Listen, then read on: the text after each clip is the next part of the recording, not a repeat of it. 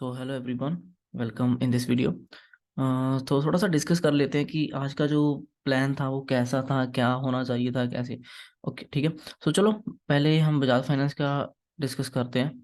देखो, बजाज फाइनेंस में क्या हुआ ना कि एक कुछ न्यूज़ की वजह से ये 8% का फॉल हुआ। ठीक है, जैसे कि आपको ये दिख रहा है इतनी बड़ी रेड कैंडल। ठीक है, एक दो दिन पहले जो 8% का फॉल हुआ था।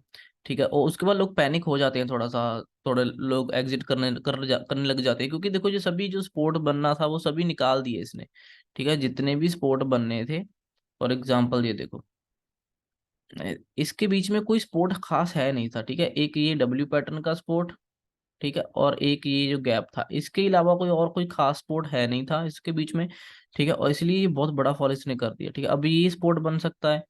ठीक है, आगे जहाँ फिर जहाँ से इसने ब्रेकआउट किया था ये स्पोर्ट बन सकता है, तो मीन्स के अभी कहीं से भी स्पोर्ट लेने की कोशिश करेगा। वो देखेंगे। देखो, सबसे पहले क्या है ना कि इतना बड़ा फॉल होने के बाद, जब इतना बड़ा फॉल हो जाता है तो नेक्स्ट डे या तो होल्ड कर लेता है इनसाइड कैंडल बनाकर, या फिर अगले दिन भी थोड़ा सा सेलिंग प्रेशर होता है ज्यादा। ठीक है, और आज इतना ये होना नहीं चाहिए था, और वैसे भी है भी नहीं इतना कुछ खास, देखा जाए तो छोटी सी ही कैंडल है। ठीक है, इनसाइड कैंडल सी दिख रही है क्योंकि नीचे से भी प्रेशर है, ऊपर से भी, तो बीच में कहीं क्लोज होने की कोशिश करेगी। इतना बड़ा सेलिंग नहीं है, लेकिन थोड़ा सा जी कन्वर्ट हो गया। मैं एक्सपेक्ट कर रहा था कि थोड़ा सा ग्रीन कैंडल में क्लोज हो तो अच्छा लगेगा। बेशक वो इनसाइड कैंडल ही क्लोज होता, लेकिन ग्रीन में का हो जाता तो थोड़ा अच्छा होता, लेकिन अभी तो चलो टाइम है थोड़ा सा, शायद रिवर्स करे शायद। लेकिन ठीक है, फिर भी मतलब इनसाइड कैंडल है। ठीक है, तो एक्सपेक्टेड ये था कि 2 दिन से इतना बड़ा फॉल हुआ है। ठीक है, 8-10% का मूव डाउन साइड होगा, तो एक छोटे से ग्रीन कैंडल प्रॉफिट बुकिंग, ये सब लोग प्रॉफिट, जो सेलर होंगे इसमें से वो प्रॉफिट बुक करेंगे, ऐसा एक्सपेक्ट कर रहे थे हम। ठीक है, वैसा उसी हिसाब से हमने प्लान किया था इसमें ट्रेड का, जो कि हमें ट्रेड मिला भी। देखो, अब मैं अपने ड्रॉ जो किए थे हमने लेवल्स वो निकाल लेता हूँ।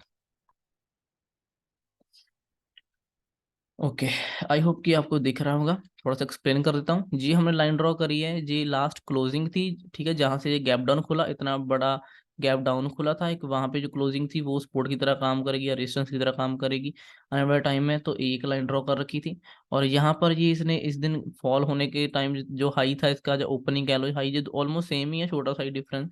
तो ये भी एक लेवल है वो, जो कि हमने इसे ड्रॉ करके रखा है। ठीक है, ये 2 लेवल हो गए। उसके बाद इतना गिरने के बाद ये पहली कैंडल का लो ये था जिसको हमने ड्रॉ किया, और उसी के अंदर ही मार्केट 2 दिन चलता रहा। दूसरे दिन इसने फिर ब्रेक किया था।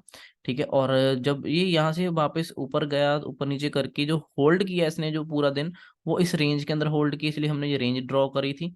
ठीक है, और ये रेंज अगले दिन नेक्स्ट डे ऊपर खुला, सेलिंग आई ऊपर नीचे होकर, फिर इसने ये ब्रेक करी। ठीक है, ये रेंज ब्रेक करने के बाद नीचे गया, रेजिस्टेंस लिया यहाँ से, और फिर डाउनफॉल दिखाया, और फिर डब्ल्यू पैटर्न बनाया और थोड़ा ऊपर आकर क्लोज हुआ था। ठीक है, यही तो होगा थोड़ा सा थोड़ा सा डिटेल में हम देख लेते हैं इसको और भी।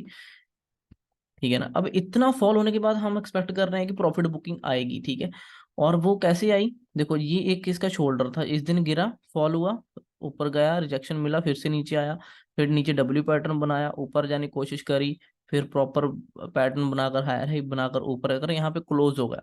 तो एक तरह से ये हेड एंड शोल्डर था इसका, मैं क्लियर करके बता दिखाता हूँ। ये हेड एंड शोल्डर था इसका। ठीक है, और ये इसका इधर का शोल्डर था, और ये छोटी सी अगर यहाँ से ट्रेंड लाइन लगाए तो ये ऑलमोस्ट ब्रेक हो ही रही थी, दिख रही है। ठीक है, और आज जैसे ही ओपन हुआ, गैप अप ओपन हुआ, तो कहाँ ओपन हुआ? पहले ये रेजिस्टेंस के पास ओपन हुआ, ये वाले रेजिस्टेंस के पास। तो वहां से रिजेक्शन लेना बनता था, उसका रिजेक्शन लिया, नीचे आया। अब ये नीचे जो स्पोर्ट है, तो यहाँ से स्पोर्ट लिया, फिर ये ऊपर गया, और इस बार इसने इस रिजेक्शन इसको रेजिस्टेंस को निकाल कर ऊपर जाकर मूव किया, और ये वापस इसी रेंज के अंदर आ गया था। ठीक है, जो कि एक्सपेक्टेड था कि इसके बाद वो ये होल्ड वोल्ड करके ऊपर जाना चाहिए था, जहाँ पर अगर नीचे आया भी तो यहाँ से सपोर्ट लेकर यहाँ से ऊपर जाना चाहिए था, क्योंकि रेजिस्टेंस ब्रेक हुआ, पहली बार सपोर्ट लिया, फिर ऊपर गया, ऐसा जाना चाहिए था, लेकिन वो गया नहीं।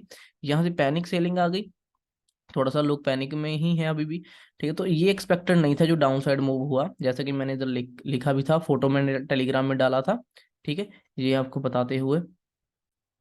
ठीक है, तो ये फॉल अनएक्सपेक्टेड फॉल है, क्योंकि इसको हम पकड़ नहीं सकते। ठीक है, अभी जब तक ये यहाँ पे खड़ा था, मुझे लग रहा था कि ठीक है, रेंज बना रहा है, ये रेंज बनाकर ऐसे ऊपर को ब्रेक करके ऊपर जाएगा, तो जैसे ही निकलेगा मैं इसमें ट्रेड लूंगा, एक और बाइंग का साइड ट्रेड मिलेगा दूसरे हाफ में।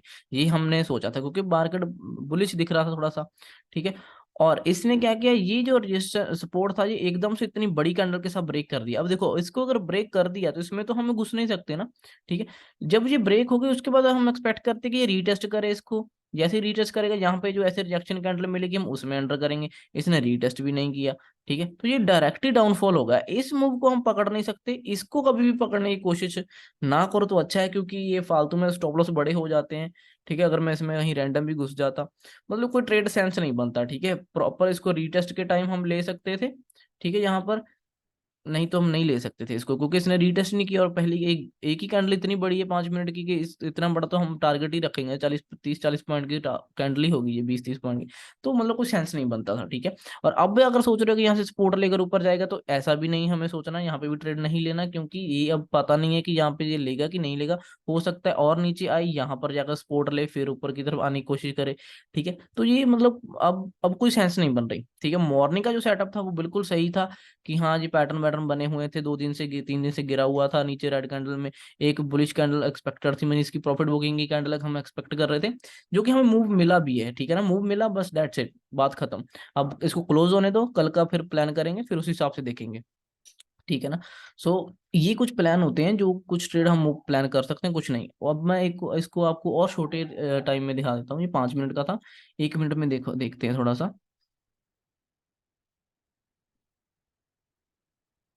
ये देखो, ये 1 मिनट का चार्ट है, ठीक है।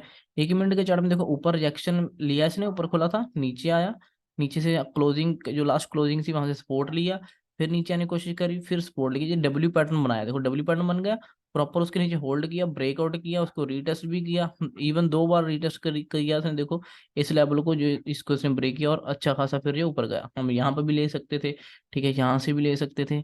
देखो जब मेरा व्यू क्लियर होता है ना, जैसे मेरा मान लो व्यू क्लियर था कि मुझे बुलिश ट्रेड ही लेना है इसमें, तो मैं उसको कुछ पैटर्न वैटर्न देखूंगा।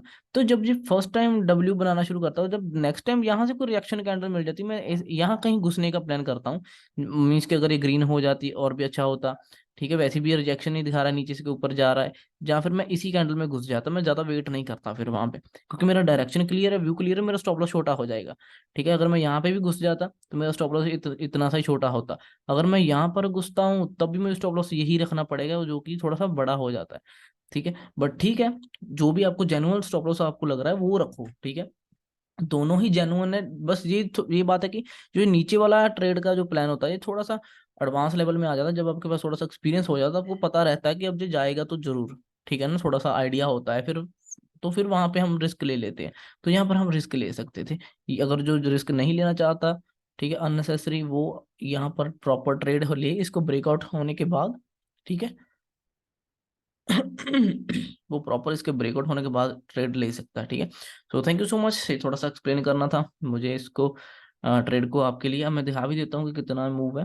अगर हम यहाँ से भी पकड़ते, रीटेस्ट के टाइम भी पकड़ लेते, इसके नीचे स्टॉप लॉस रखते, 17 रुपए का स्टॉप लॉस था, और हमें तकरीबन 55 रुपीज मिल ही गया, ठीक है, 55 पॉइंट्स में, जो कि 1:3 तो बनता ही है, ठीक है ना।